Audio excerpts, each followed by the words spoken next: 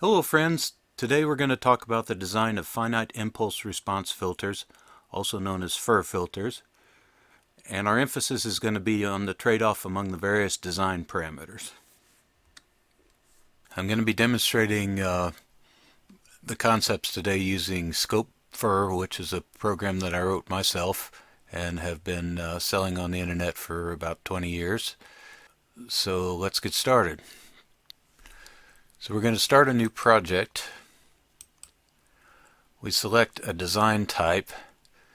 The most common type is Parks-McClellan, and simple is the simple method of doing that, of course.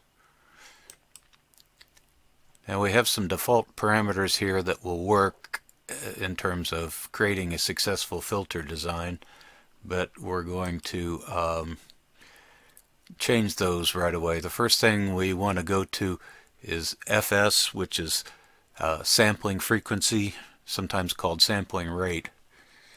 And so there's two aspects to sampling rate. There's a numerical value and then there's a unit. So an example is CDs are recorded at 44.1 and then kilohertz. So let's take a CD sort of audio example to go from. So for our passband upper frequency, let's put in 10 kilohertz. And our stopband lower frequency, we'll put in 20 kilohertz. We'll leave the 1 dB passband ripple as is and change the stopband attenuation to 60 dB. Another parameter to consider is the number of taps. FIR has a feature to let you estimate those. So it turns out we estimate that we need 10 taps. In FIR filter design, there isn't any closed form solution that tells you for sure how many taps you should have. There are some approximations that work reasonably well, and that's what's built in here.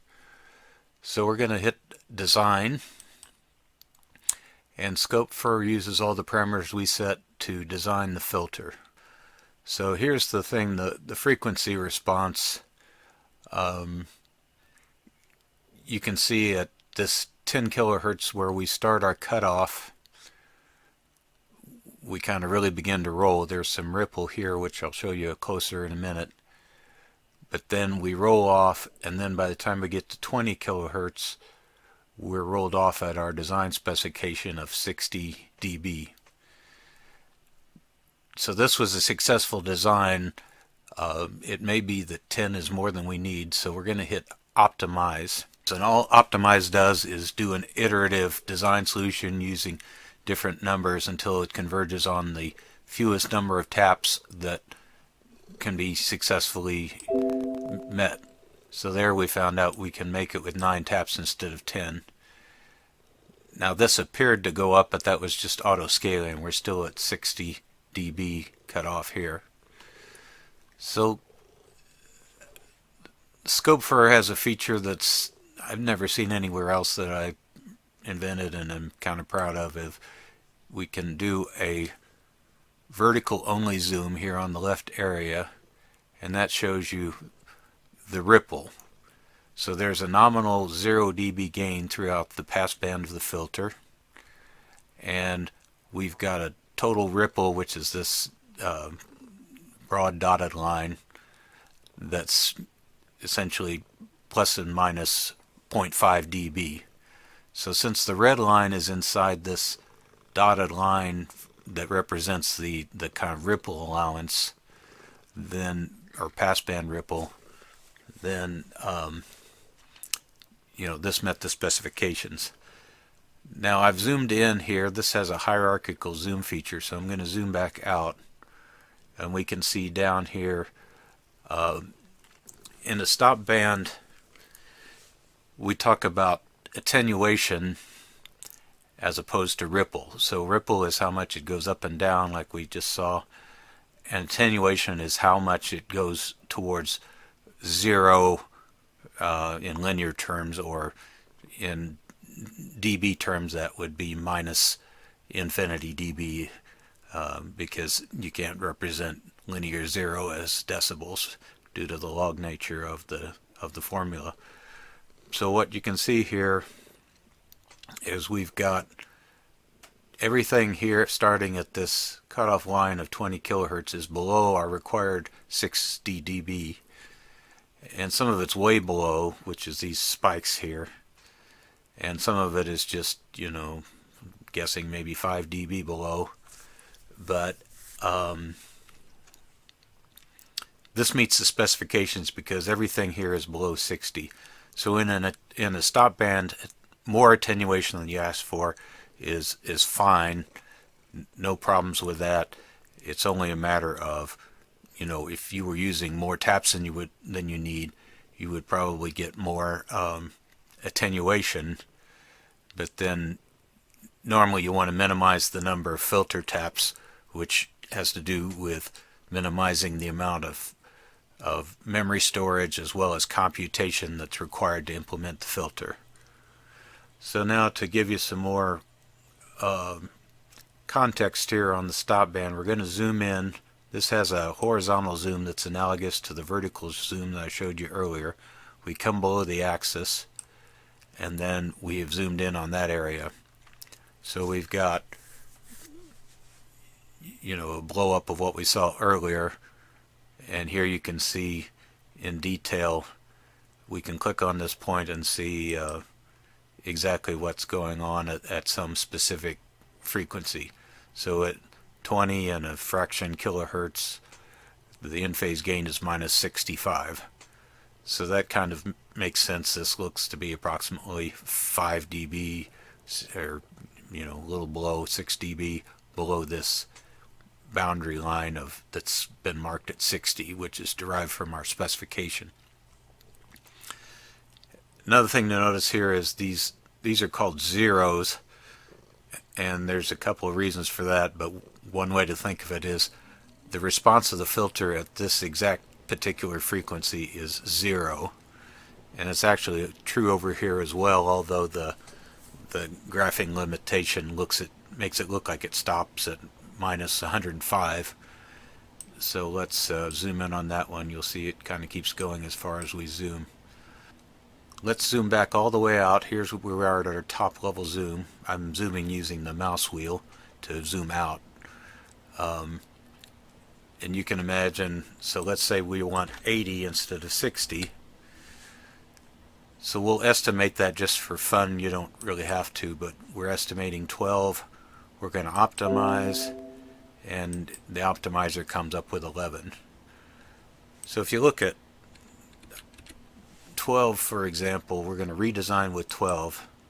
Notice that we've got a little gap here, and that means that we got more attenuation than we asked for, which is fine, except that kind of suggests maybe we can trim down the number of taps. So the fact that the optimizer, which I'll run again, gets us to 11 taps, but you'll notice that this margin disappeared here.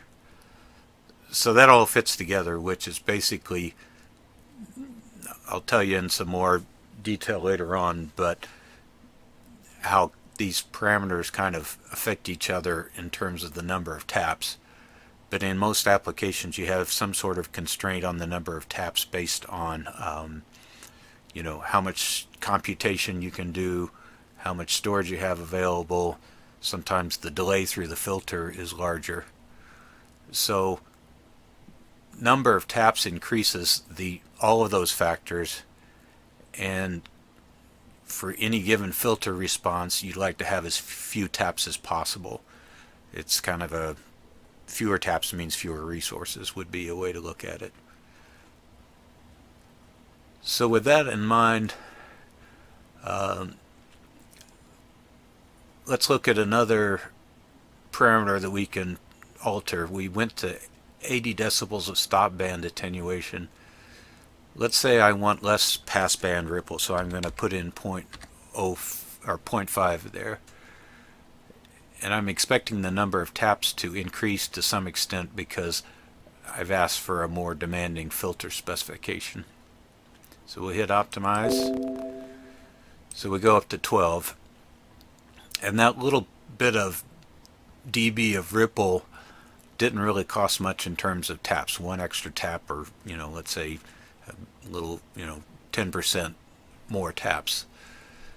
And kind of a rule of thumb I've gotten used to is that ripple isn't really very expensive in terms of taps, but attenuation is usually kind of the bigger issue to consider. So we'll put that back at 1 just to kind of keep our example consistent. And let's go back to another parameter. This is something that people don't realize how important it is a lot of times unless you've done a lot of FIR filter design. But if you look at this distance and frequency between passband and stopband that I've got marked with this marker, so this is between 10 and 20 kilohertz here. I'm going to let go and zoom in on that. So the filter has to transition between its value at the beginning of the stop band, which we've set as 10 kilohertz, and it has to get to the dB of attenuation that we've set at the stop band frequency. It's called here stop band lower frequency. We need to transition, and that's what this curve is all about. So another thing to look at is that's a little confusing maybe at first or counterintuitive, but the frequencies that we're using here don't really matter in and of themselves, but what matters is the width of the transition. So to put that in perspective, I'm going to set the stop band down to, let's say, 16 kilohertz. So now it's going to start here. We have to get from 10 to the same point of minus 80 dB down of 16 kilohertz. And since that's a narrower transition, that's going to incur a significant number of new taps. So I don't know what it is, but we'll find that out by hitting the optimize button. 20 taps. So we had almost twice as many taps by shrinking the transition band between the top. This is a low pass filter design between the top of the pass band, or upper, I guess it's called here, and the lower of the stop band. So you can imagine if we keep going with that, let's go to 14 as our stop band lower, and we optimize, and now we need 30 taps. So if you carry this to extreme where your stop band is very close to your pass band, in other words the transition is very narrow, then you get to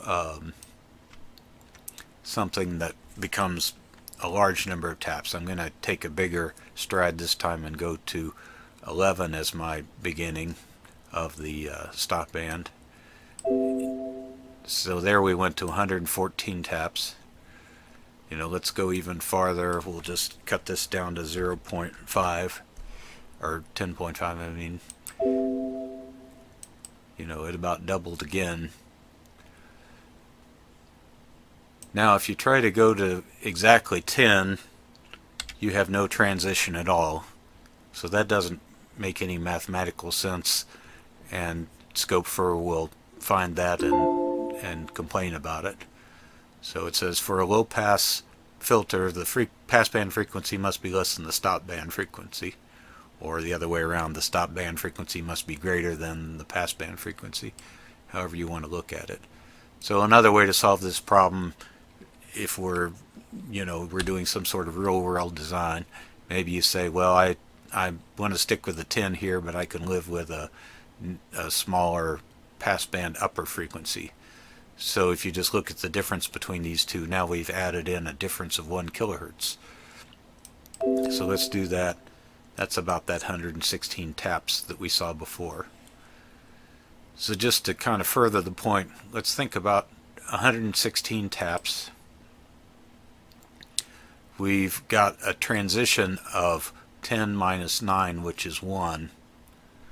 So what if I make this 19 and I make this 20?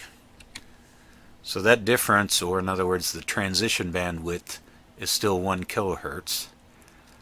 And when I optimize this, I'm going to get something pretty similar to 116. Might be exactly the same, might be a little bit higher, a little lower. But let's give it a try and see what happens. Okay, it was a little bit lower. But that's the key point, is given a certain passband ripple and given a certain stopband attenuation, the big driver is the transition width. Or you can turn that around the other way, which is, okay, I want to stick with my 1 kilohertz transition width between 19 and 20. I want to have fewer taps, so I have to give up something else. And let's say I give up 20 dB here. Let's see what happens. So that was fewer taps. And that's kind of what we expect. We have a less demanding filter, so we're going to have fewer taps involved in that. And that's kind of the key point here, is these are your levers to pull on. You have your passband ripple, you have your stopband attenuation, and you have your transition width. And transition width, again, is this difference between the bottom of the stop band and the top of the passband. And it doesn't matter where that transition is placed particularly, but what matters is how fast the transition is. You can think of it, in other words, how steep is this part of the curve right here. So my experience with FIR filters has been that you typically need to design in some sort of iterative fashion. Whatever your constraints are, you will trade between these different things until you find a combination that works best for you. Now, to take this a step further, let's look at the difference that a different sampling frequency makes. So we're going to stick with these same numbers of 19, 20, 1, and 60. But I'm going to double that sampling frequency to 88.2. So where that's, if you think of the transition band, this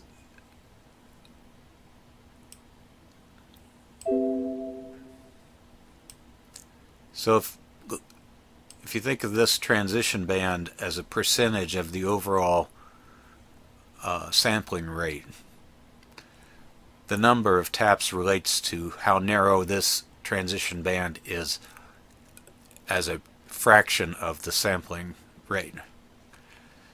So the key thing is to think of frequencies in digital filter design and of course in FIR filter design. Think of frequencies as relative to the sampling rate. So the hertz here doesn't really matter in itself, but this transition between 19 and 20 is important to us as a fraction of 88. And I'll show you another thing that may not be intuitively obvious, which is that here we're in kilohertz. We're going to change the sampling frequency, having the same number but a different unit. So let's make that megahertz. And you'll notice that aside from the label changing, all of our numbers here are still the same. This is the same design as before. If I hit the optimize button again with none of the parameters changed except this unit of megahertz, everything is still the same before. So numerically this is 19 megahertz instead of 19 kilohertz. And again, that's this point of what's relative to the sampling frequency. And in really, you know, the most direct terms, this megahertz is really sort of a label. So it's easier for us as people to think about these things as 20 kilohertz or 20 megahertz or whatever it is. But really what Scope FIR is doing here is just providing a consistent label that does the design feature. So for example, to make a different example, let's do we'll do 100 kilohertz, and these units are automatically changed, but the numerical value is retained. That's a kind of a user convenience. But if you change the sampling rate, you may be still interested in some absolute number of hertz, kilohertz or megahertz, and then you might have to change the numerical value here. So I'll hit optimize again. Now we got to 202 taps. Really the key point here is to be aware of how these basic parameters of ripple, transition bandwidth as a fraction of the sampling frequency, and stop band attenuation relate to the number of taps. So I'll give you a real quick overview of some of the other features just so you'll know what we've been looking at. Grid is kind of a design fudge factor. 16 is kind of a standard value. In almost all cases you can just leave that exactly as is. This is a graph of the impulse response. We've been talking about the frequency response, but if you know about filter theory, there's a correspondence between the frequency response and the impulse response. Now, one of the nice things about a FIR filter is that the impulse response is actually and literally and completely a graph of the coefficients. So each tap on a FIR filter has an associated coefficient. In the simplest case, that coefficient can be just 1.0. Or in the kind of more general case, it's some sort of positive or negative real number. And here we've got these numbers here are graphed for us to show the impulse response. And for other filter types, notably IIR filters, the coefficients may not correspond directly to the impulse response, but that's true of FIR filters. That completes our overview of the trade-offs involved in choosing the design parameters for FIR filters. As we've seen, the number of taps required to meet a given set of specifications increases as those specifications get more demanding. Although the emphasis in this video has been on trade-offs among basic design parameters, the design of FIR filters involves other aspects that we'll cover in other videos. So if you found this video useful, please give it a thumbs up and subscribe to the DSP Guru YouTube channel. You can also find us on dspguru.com. Thanks, and bye-bye.